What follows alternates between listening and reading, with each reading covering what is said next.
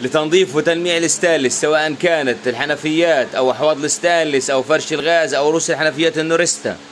في أكثر من طريقة، لكن قبل ما نكمل يا ريت تعمل إعجاب للفيديو وتابع الحساب وخليك معانا. الطريقة الأولى إنك تجيب مادة بيسموها البوتاس، هي عبارة عن هيدروكسيد البوتاسيوم، في منها نوعين، مادة سائلة البوتاس السائل، أو حتى تجيبها قشور وذوبة في المنزل، لكن أسهل إن أنت تجيب السائلة، وهذه مادة قوية جدا على الجلد وبتعمل تقشير، لذلك يفضل تكون لابس جوانت أو جلافز لما تيجي تستخدم فيه. اثنين، إنك تجيب حاجة اسمها مزيل الدهون الباردة والجاف اللي بيكون السائل. ليش؟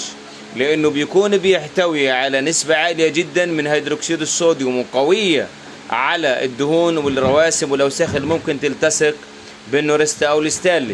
ثلاثة، ممكن تستخدم خليط من الخل وبيكربونات الصوديوم وتنظف وتلمع فيهم، تعطي نتيجة كويسة جدا، لكن يفضل تبقى لابس جوانتي.